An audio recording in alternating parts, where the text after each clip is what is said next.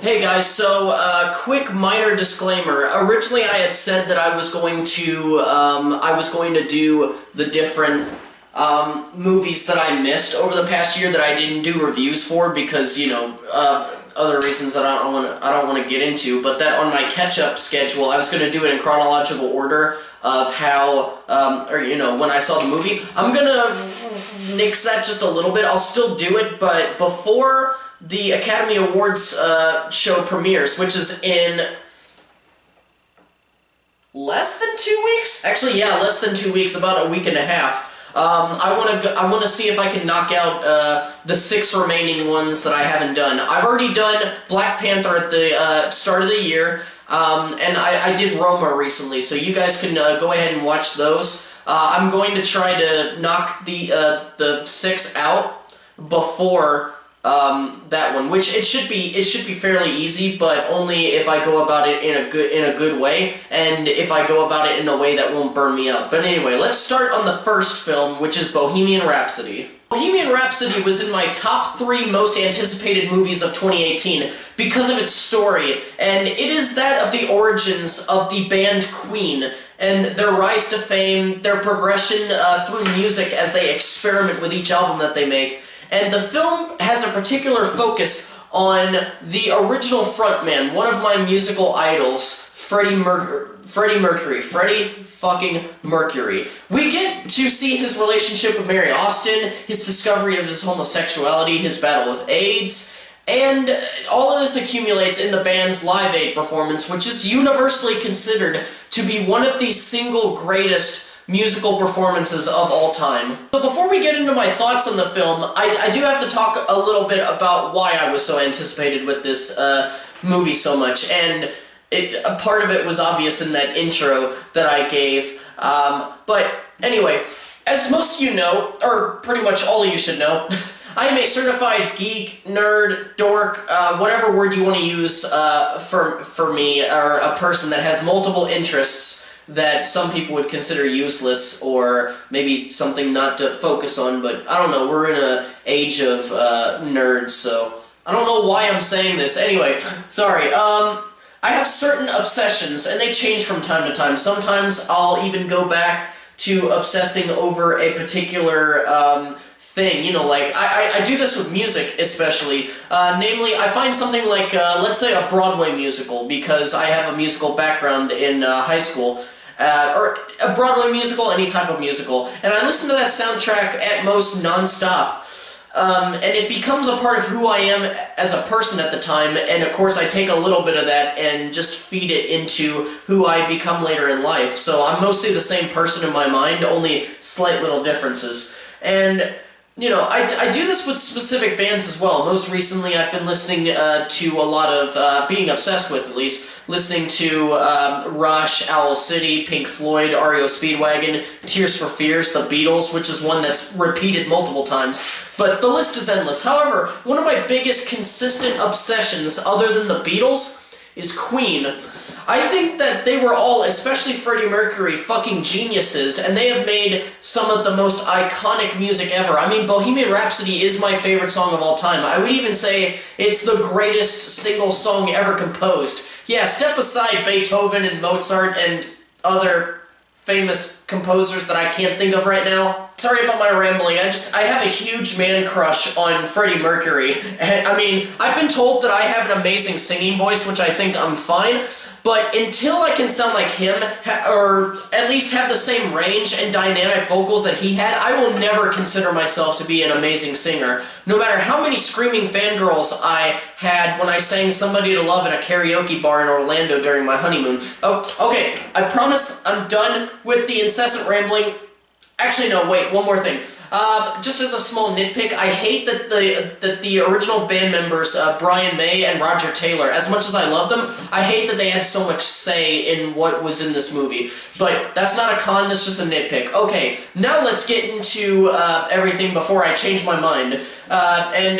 In order to explain this to people who haven't seen, who haven't seen any of my videos, I call you guys the uninitiated. I think I said it right, but said it wrong. Anyway, how I get my thoughts or how I get into a film and discuss my thoughts is I do a pro and con list, which for anybody that's done one before, you know it's pretty simple. Pro is good, con is bad.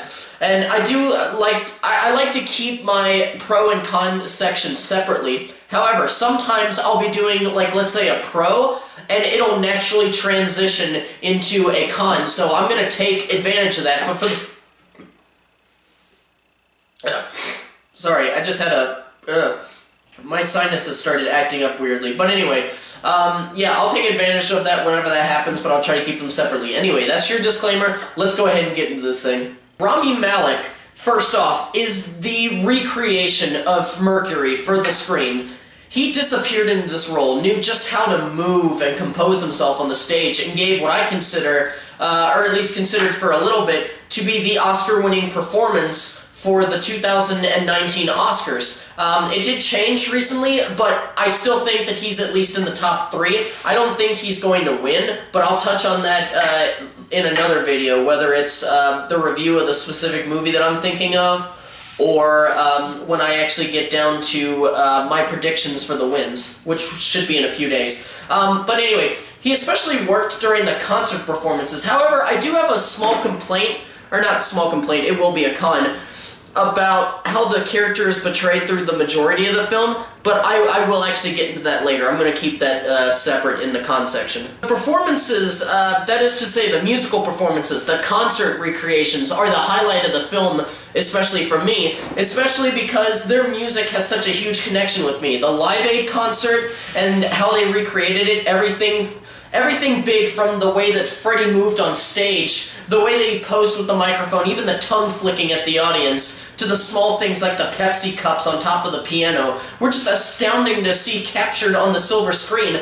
And that particular section of the film I can watch anytime, no matter what mood I'm in. You do get a few instances of seeing the creative process behind a few of their songs, but sadly not enough. And for that one, you know, I'll keep that as a pro, but the lack of it, I will actually consider the first the first con, which is actually a great transition into the con section, because after this point, it's nothing but cons. I'm sorry about that. Going back to the first pro, I mentioned how great Rami Malek was. The issue that I have, and this is con 2, the issue that I have with the portrayal of Mercury in his private life is that it was definitely incorrect. Of course, I'm a snob about Queen and their history, but Freddie Mercury was much more introverted in his private life than they depict in the film, and it kind of bothered me a bit, because I knew it wasn't a true portrayal of the man, and I don't hold that against Rami Malek. He portrayed the character as it was written on the page, so I can't fault him for that. I can only fault the screenwriters for that. Despite the fact that the film touches on Mercury's sexuality, which it does, a lot of people were worried that it wouldn't, but it does. It does it in a very sanitized way, and that's actually why I titled this video the way I did, which is basically Bohemian Rhapsody. Gay enough? Not gay enough? Whichever one it was. Anyway, they barely touch on the terrible times in the band's lineup, or the original band's band lineup's time. Why am I... See, this is what happens when I talk. I start getting brain farts naturally. But, okay, I got a random-ass notification on my thing. Sorry, this... I swear, I have ADD. I can't focus on one thing at the same time. But anyway, they barely touch on the terrible times of the original band lineup's time, and when they do, they utilize tired film cliches, like when Freddie Mercury is going through a tough time. It rains when he's outside, you know, and what is it, like that whole cliche of, hey, you know, our band, our lead singer just quit, and then the main character's like, I'll take it. You know, that's not actually how it happened in real life. That's just something that you see in quite a few musical biopics that's just really tiresome. And also, they don't even touch on the drug use except for maybe once in passing. The story itself does not go deep enough to feel like it wasn't sanitized in some way. I don't want to touch on the inaccuracies too much, but there's one review that I'm going to get into in the next few weeks. It's not one of the Best Picture ones, but it is a movie that's been nominated for a few awards. But basically, in that one, I am actually going to point out the fact that it's not the filmmaker's job to be historically accurate with their material, and I still believe that. But I just think, for me, it's a con in this one simply because of the fact that, what is it? Sorry, I had another brain fart. It bothers me specifically because I didn't have a connection with the history of that film as I do with this, because Queen has meant the world to me for many years, and all the research that I've done over the years has definitely made me biased in a sense, but there are quite a few bits, including when Mercury was actually diagnosed with AIDS, you know, stuff like that. I think the main reason why I complain about these inaccuracies is because they're tied to certain cliches that most biopics add that usually don't actually happen the way that they do, but because it adds a bit of intrigue to the story, they put it in, or so they believe that it adds intrigue. The film also has quite a few pacing issues throughout, and one thing that my wife and I noticed was that the pace became better with each act. You know, the first act being the worst with pacing, and then the middle one's fine, and then in the third act, it's rather amazing. It's not perfect, but pretty good. And finally, they seem to overlook a lot of extremely important moments in the lives of the bandmates, whether it was Freddie, or Brian, or Roger, or John. I mean, hell, the two biggest missing links in this entire thing that they touch on for a split second is when David Bowie collaborated with Queen to make Under Pressure, or those weeks where Freddie had collaborated with Michael Jackson, and we didn't get the music that they collaborated on until years down the line. In the end, as a person, I have two separate opinions on this film. As a Queen fan, I find the movie highly entertaining with some inaccuracies, but still entertaining. But as a critic, film snob, movie fan, whatever you would call me in this situation, I found more issues with the film than I found promise, and I will definitely buy it, you know, so that I can have it, especially so I can relive that last third act of the film in Wembley Stadium.